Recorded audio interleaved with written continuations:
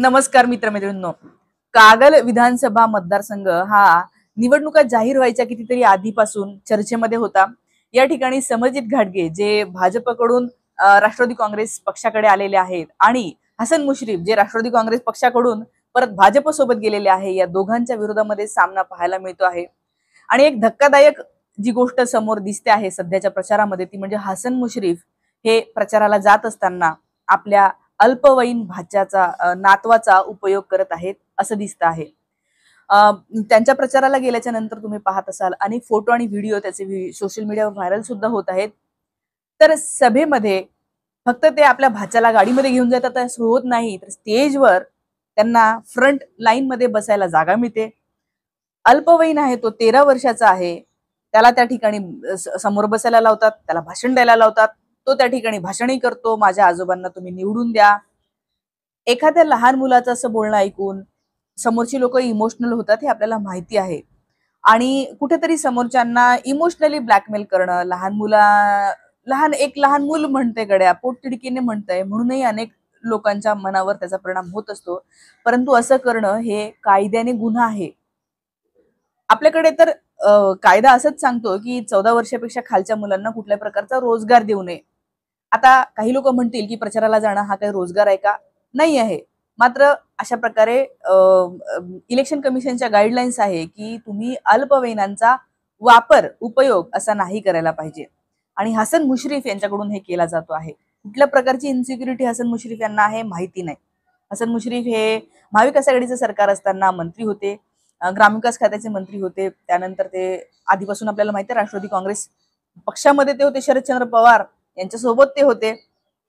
शरद पवारांनी अनेक त्यांचे किस्से आधीही सांगितलेले आहे. आणि आता प्रचाराच्या वेळेला शरद पवार काल जे म्हणत होते की काय म्हणूया, हसन मुश्रीफ हे या कागल मतदारसंघामध्ये आम्ही त्यांना खूप ताकद दिली, त्यांनी जिंकून यावं म्हणून आम्ही अनेकदा प्रचार सभा घेतल्या, लोकांना सांगितलं यांना मतदान करा.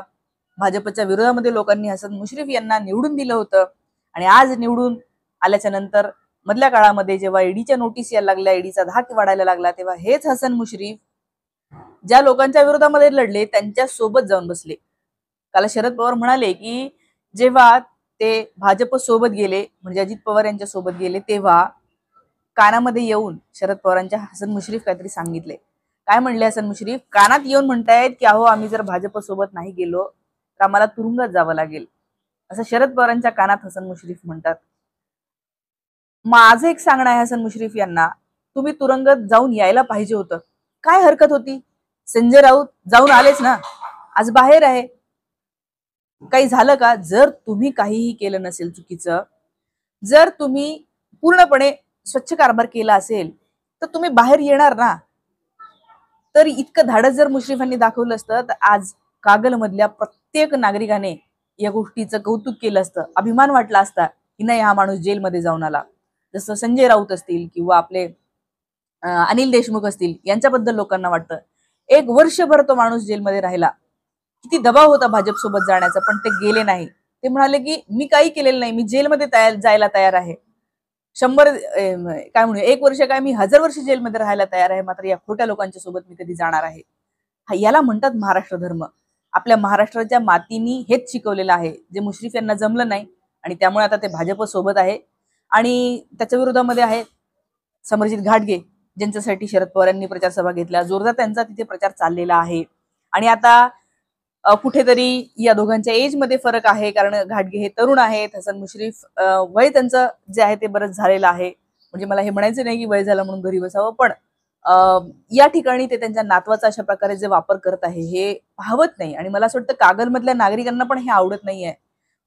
कसं तरी वाटतं, म्हणजे मी जेव्हा तो छोटा मुलगा स्टेजवर जाऊन म्हणतो की माझ्या आजोबांना तुम्ही निवडून द्या, मला ते आवडलं नाही चित्र बघायला. तसं काय वय आहे, काय समज आहे त्याला? अशा प्रकारे अल्पवयीन 14 वर्षापेक्षा 18 वर्षापेक्षा कमी वयाच्या व्यक्तीला इथं मतदानाचाच अधिकार नाही आहे. त्या ठिकाणी या अशा कमी वयाच्या मुलाला तुम्ही आजोबांना मतदान करा म्हणून सांगायसाठी सांगताय, तिथे समोर नेत आहे, हे काय बरं नाही आहे. जर इतकंच 13 वर्षाच्या मुलाला कळलं असतं तर मग 13 वर्षाच्या मुलापासूनच निवडणूक आयोगाने मतदानाचा अधिकार दिला असता ना. आज तुम्ही 18 वर्षाचे झाल्याशिवाय मतदान नाही करू शकत. पण मग 18 वर्षाच्या खालची मुलं प्रचार कसं काय करू शकतात? नाही करू शकत. आणि मला असं वाटतं पुरोगामी महाराष्ट्राचे मंत्री राहिलेले हसन मुश्रीफ यांना हे समजत असेल, आणि समजत नसेल तर ते समजून देण्यासाठी म्हणून मला व्हिडिओ करावे लागतात. हेच मला आज सांगायचं होतं. तुम्ही या छोट्या मुलाला प्रचारामध्ये पाहिलंय का? सभेमध्ये पाहिलंय का? कशासाठी हे फोटो व्हिडिओ व्हायरल केले जात आहेत? आतापासून त्याला तुम्ही राजकारणामध्ये एस्टॅब्लिश करण्याचा प्रयत्न करत आहात का? काय त्याच्या अजून बुद्धीची मॅच्युरिटी यायला वेळ लागणार आहे, त्याची समज वाढायला वेळ लागणार आहे. आतापासून तुम्ही त्याच्यावर ह्या गोष्टी थोपवणार आहात का? आणि थोपवणार असाल तर या गोष्टी चुकीच्या आहे. कमेंट करून नक्की सांगा. कागलचे असाल तर हसन मुश्रीफ आणि समजित घाटगे यांच्यामध्ये जी फाईट आहे त्याबद्दल तुम्हाला काय वाटतं? कुणाचे मुद्दे बरोबर आहे? आणि हे काही जरी असलं, म्हणजे हसन मुश्रीफ हे जरी भाजपसोबत गेलेले असले तरी मला असं वाटतं की हसन मुश्रीफ यांना पाठिंबा असणारे आधीचे लोक आणि आत्ताचे ज्यांना असं वाटतं की नाही आम्ही हसन मुश्रीफ यांच्या बाजूने काही होऊ दे, मला त्यांना एक सांगायचं आहे की हे हसन मुश्रीफ आज भाजपच्या सोबत आहे, त्याच्यामुळे एनिवे हे फडणवीसांच्या सोबत आहे. म्हणजे तुम्हाला जरी इथं मुश्रीफ दिसत असले, समजा तुम्ही मुस्लिम कम्युनिटी मधला असेल, तुम्हाला असं वाटेल नाही आपल्या कम्युनिटीचा माणूस आहे, किंवा तुम्ही दलित असेल तर तुम्हाला वाटत कम्युनिटीचा माणूस आहे, परंतु हसन मुश्रीफ हे काही कायदे तयार करत नाही, काही धोरणं ठरवणार नसतात.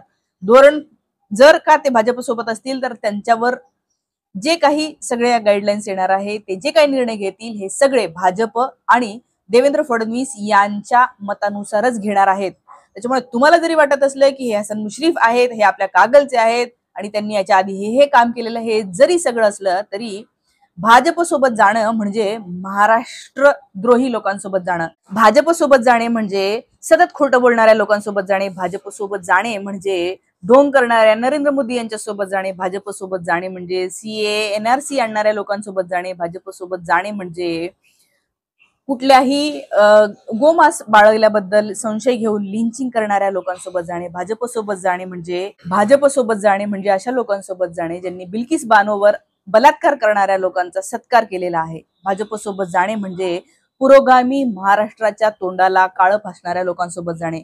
भाजपसोबत जाणे म्हणजे शाहू फुले आंबेडकर यांच्या विचारांवर घाला घालणाऱ्या लोकांसोबत जाणे. भाजपसोबत जाणे म्हणजे महाराष्ट्र द्रोही लोकांसोबत जाणे.